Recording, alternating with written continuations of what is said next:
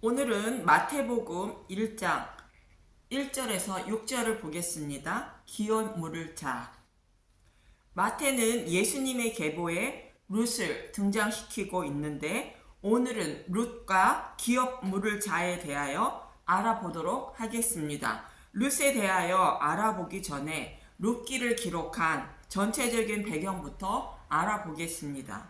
하나님은 창세전부터 잃어버린 자신의 백성을 찾으시기 위하여 계획하셨고, 아담과 하와가 타락하자 창세기 3장 15절에서 잃어버린 자신의 백성을 어떻게 구원하실지 말씀하고 있습니다.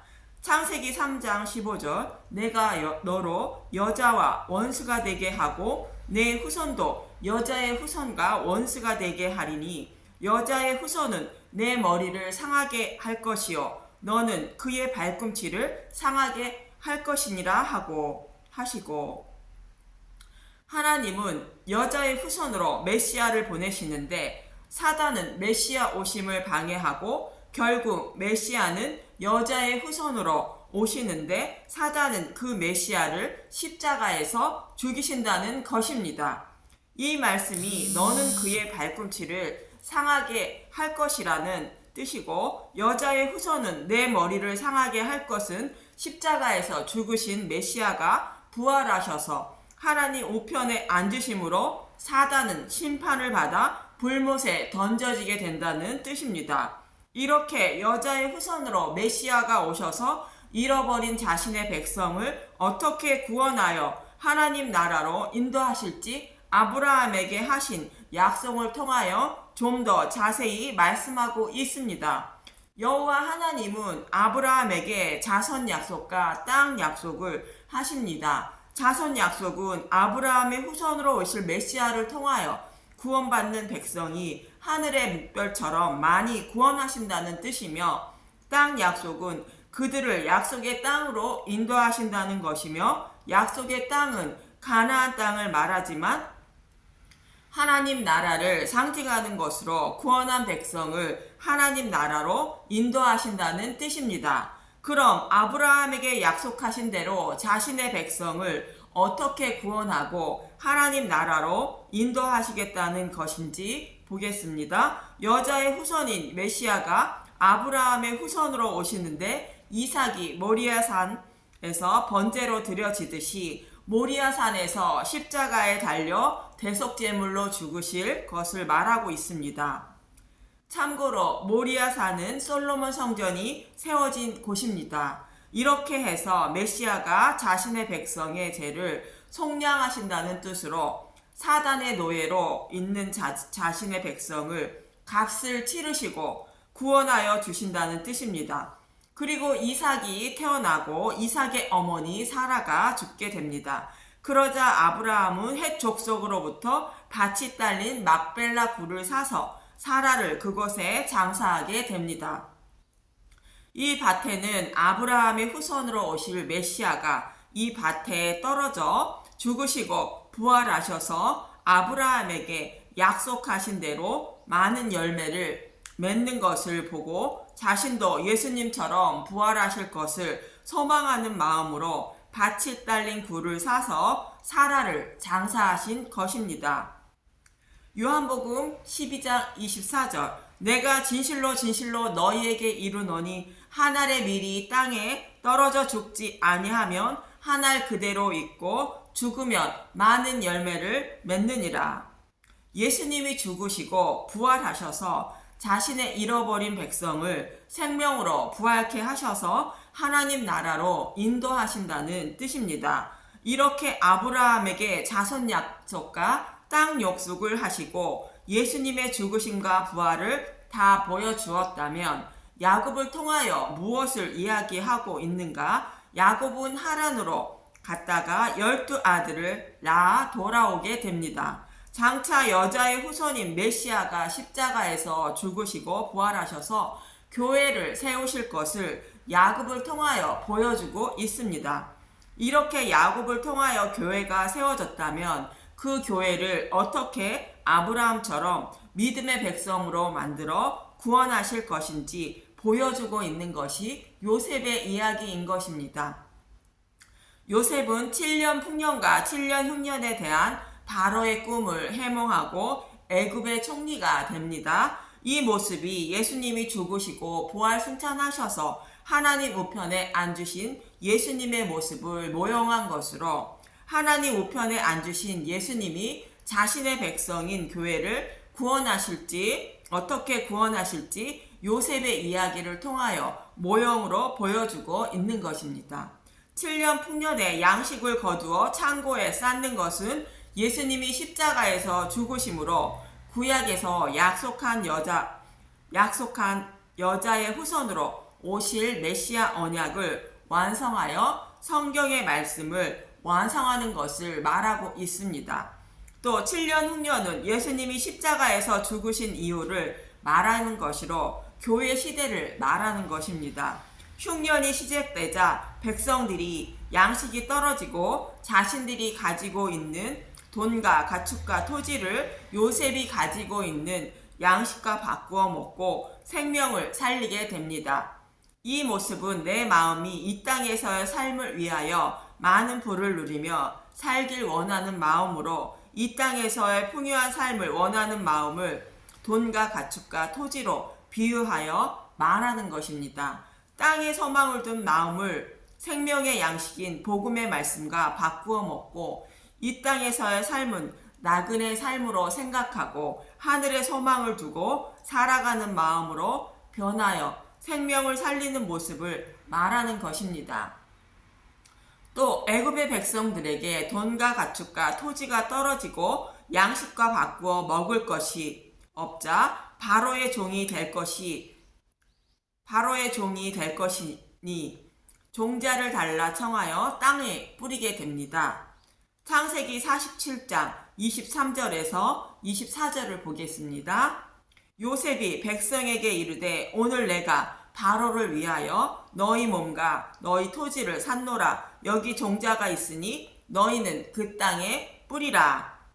애굽 백성들이 바로의 종이 된 것으로 교회가 믿음의 백성이 되어 하나님의 종이 된 것을 말합니다. 그리고 그 땅에 씨를 뿌리는 것은 복음을 전파하는 것을 말합니다. 창세기 47장 24절 추수의 5분의 1을 바로에게 상납하고 5분의 4는 너희가 가져서 토지의 종자로도 삼고 너희의 양식으로도 삼고 너희 가족과 어린 아이의 양식으로도 삼으라. 복음을 전파하여 회개하고 하나님 백성이 된 자들을 5분의 1이라 말하고 있는 것입니다. 5분의 4는 믿음이 약한 자에게 복음의 말씀을 계속 먹여 믿음이 자라게 해야 한다는 뜻입니다. 이렇게 아브라함과 이삭과 야곱과 요셉의 이야기를 통하여 여자의 후손으로 오실 메시아가 어떻게 사단의 노예에서 자신의 백성을 구원하실지 이야기하고 있는 것입니다. 이 이야기가 다시 반복되어 말씀으로 자신의 백성을 약속의 땅에 어떻게 인도하실지 보여주고 있는 것이 출애굽기부터 여호수아까지입니다. 또 다시 이야기가 반복되는 것이 사사기부터입니다. 사사기는 이렇게 시작이 됩니다. 사사기 2장 1절 여호와의 사자가 복임에 나타나다. 여호와의 사자가 길갈에서부터 복임으로 올라와 말하되 내가 너희를 애굽에서 올라오게 하여 내가 너희의 조상들에게 맹세한 땅으로 들어가게 하였으며 또 내가 이르기를 내가 너희와 함께한 언약을 영원히 어기지 아니하리니. 사사기 2장 2절 너희는 이 땅의 주민과 언약을 맺지 말며 그들의 제단들을 헐라 하였거늘 너희가 내 목소리를 듣지 아니하였으니 어찌하여 그리하였느냐. 사사기 2장 3절 그러므로 내가 또 말하기를 내가 그들을 너희 앞에서 쫓아내지 아니하리니 그들이 너희 옆구리에 가시가 될 것이며 그들의 신들이 너희에게 올무가 되리라 하였노라. 하나님은 아브라함에게 하신 메시아 언약을 영원히 어기지 아니하시며 반드시 이루실 것을 말씀하고 있는데 가나안 땅을 기업으로 받은 이스라엘 백성의 후손들은 이 약속의 말씀을 어기고 가나안 땅의 신들을 섬겼다는 것입니다. 그래서 그것이 그들에게 올무가 된다는 것으로 심판을 받게 된다는 것인데, 이들은 왜 이렇게 됐을까 보겠습니다. 사사기 2장 7절, 백성이 여호수아가 사는 날 동안 여호수아 뒤에 생존한 장로들 곧 여호와께서 이스라엘 위하여 행하신 모든 큰 일을 본 자들이 사는 날 동안에 여호와를 섬겼더라. 쉽게 말하면 복음의 말씀을 알고 있고 그 복음의 말씀을 전하는 자들이 살고 있는 동안에는 여호와를 자신들을 다스리는 왕으로 섬겼지만, 복음을 아는 자들이 없자 자신의 생각에 이렇게 하면 하나님이 기뻐하실 거야 하고 하나님을 섬기며 살았다는 것입니다. 하나님을 곧 우상처럼 섬겼다는 뜻입니다. 사사기 21장 25절, 그때 이스라엘에 왕이 없으므로 사람이 각기 자기 소견에 옳은 대로 행하였더라. 그리고 백성들은 세상 사람과 같이 자신들을 다스릴 왕을 원했고, 하나님은 자신의 백성을 다스릴 왕인 다윗 왕을 룻을 통하여 준비하고 있는 것입니다. 하나님 백성의 영원한 왕인 예수님을 룻을 통하여 하나님은 보내주셨다고 예수님의 계보에 올려놓고 있는 것입니다. 룻기 1장 1절, 엘리멜렉과 그 가족의 모압 이주, 사사들이 치리하던 때에 그 땅에 흉년이 드니라. 유다 베들레헴의 한 사람이 그의 아내와 두 아들을 데리고 모압 지방에 가서 거류하였는데, 그 땅에 흉년이 들었다는 것은 흉년이 들어 먹을 양식이 없다는 뜻이 아니라고 아모스 선지자는 말합니다. 아모스 8장 11절, 주 여호와의 말씀이니라. 보라, 날이 이를지라 내가 기근을 땅에 보내리니 양식이 없어 주림이 아니며 물이 없어 기람이 아니요 여호와의 말씀을 듣지 못한 기갈이라. 사사시대에 복음을 알고 전하는 사람이 없기 때문에 스스로 생각하여 자기 소견에 옳은 대로 생각하며 살았다는 것과 같이 복음의 말씀을 듣지 못한 기갈인 것입니다. 그래서 유다 베들레헴에 사는 한 사람이 하나님의 다스림을 떠나 모압 지방으로 가서 살았다는 것입니다. 베들레헴은 메시아인 예수님이 오실 곳입니다. 미가서 5장 2절, 베들레헴에 다스릴 자가 나오리라. 베들레헴 에브라다야, 너는 유다 족속 중에 작을지라도 이스라엘을 다스릴 자가 내게서 내게로 나올 것이라. 그의 근본은 상고의 영원에 있느니라. 베들레헴에서 이스라엘 백성을 다스릴 왕이 오신다는 것입니다. 그런데 베들레헴을 떠났다는 것은 메시아 언약을 버리고 세상 사람과 동일하게 살았다는 뜻으로, 하나님의 다스림을 떠나면 당연히 심판을 받아 죽는다는 뜻입니다. 그래서 그 집의 남자는 모두 죽임을 당하고 시어머니 나오미와 룻과 베들레헴으로 돌아오게 됩니다. 룻기 1장 5절, 말론과 기론 두 사람이 다 죽고 그 여인은 두 아들과 남편의 뒤에 남았더라.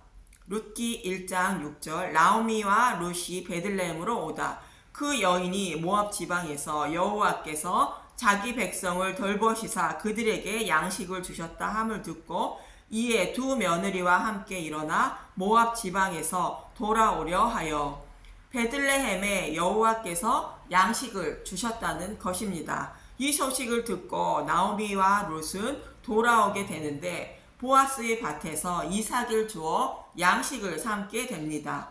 룻기 2장 8절, 보아스가 룻에게 이르되 내 딸아 들으라. 이삭을 주우러 다른 밭으로 가지 말며 여기서 떠나지 말고 나의 소녀들과 함께 있으라. 레위기 19장 9절에서 10절을 보면 이 말씀을 이해할 수 있습니다. 레위기 19장 9절, 너희가 너희 땅에서 곡식을 거둘 때에 너는 밤 모퉁이까지 다 거두지 말고 내 떨어진 이삭도 줍지 말며, 레위기 19장 10절, 내 포도원의 열매를 다 따지 말며 내 포도원에 떨어진 열매도 줍지 말고 가난한 사람과 거류민을 위하여 버려두라. 나는 너희 하나님 여호와니라.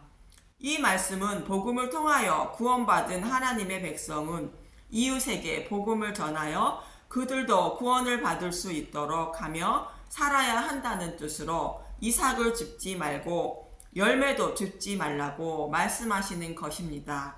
성경은 아직 구원받지 못한 하나님 백성을 고아와 가부라 말하고 있고 가난한 사람 또한 거류민이라 칭하기도 합니다.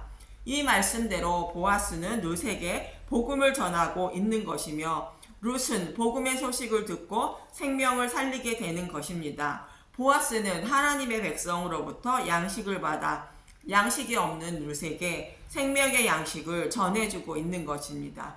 보아스가 주는 양식은 복음의 말씀으로 목마름을 해결해 준다고 말합니다. 룻기 2장 9절 그들이 베는 밭을 보고 그들을 따르라. 내가 그 소년들에게 명령하여 너를 건드리지 말라 하였느니라. 목이 마르거든 그릇에 가서 소년들이 길어온 것을 마실지니라 하는지라.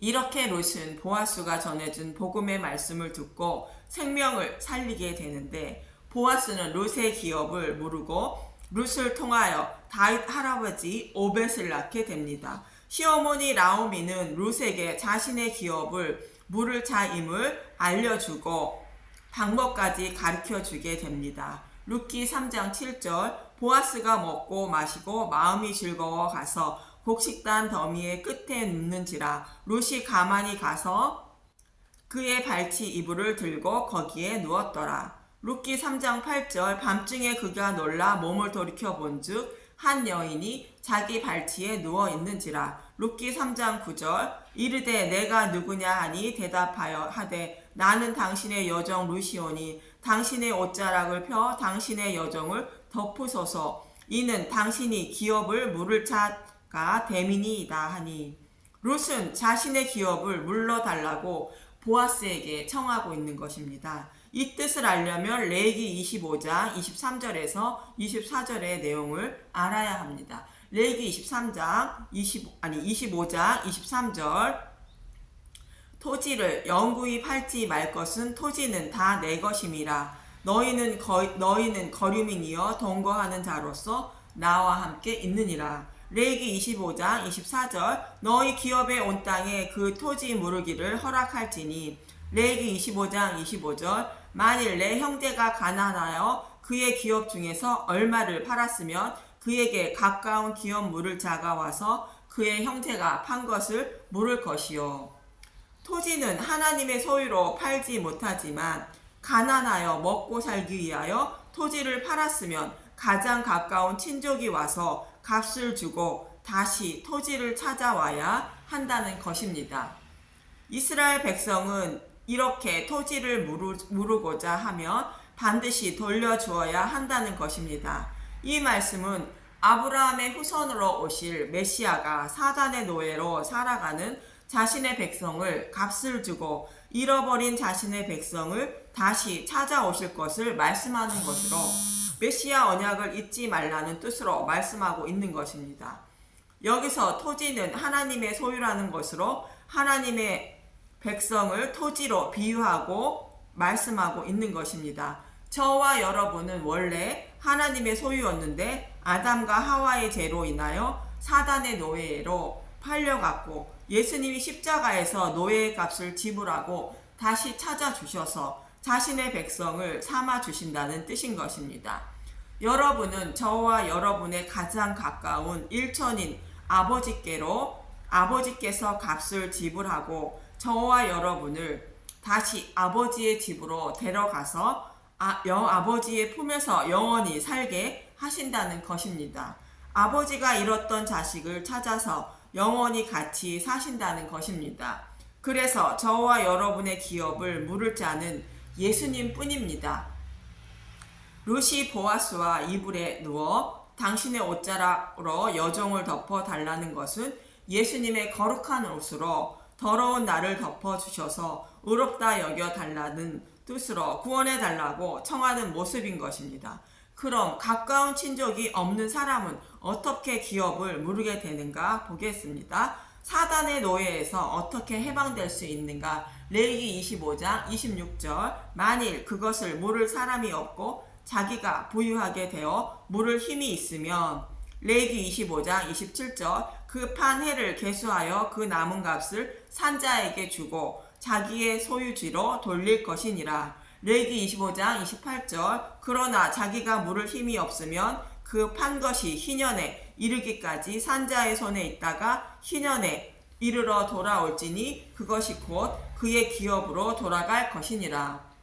가난하여 토지를 팔았는데 다시 부자가 되어 힘이 있으면 팔았던 토지를 값을 주고 찾아오고, 능력이 없으면 희년이 되면 원래의 주인에게로 토지를 돌려주어야 한다는 것입니다. 희년은 50년으로 50일인 오순절을 연으로 계산하여 50년인 희년으로 말하고 있는 것입니다. 예수님이 죽으시고 부활 승천하셔서 성령님이 오시면 마음의 성전을 세워주시고 믿음의 백성이 되어 원래의 주인인 하나님 백성으로 돌아간다는 뜻입니다. 이렇게 하나님은 룻을 원래의 주인이며 가까운 친족이었던 예수님이 기업을 물러주셔서 구원해 주셨고, 그를 통하여 구약에서 약속하신 메시아인 예수님을 룻을 통하여 보내주셨는데, 자신들의 기업을 물러주실 분인 예수님을 배척하고 있는 유대인들을 책망하고 있습니다.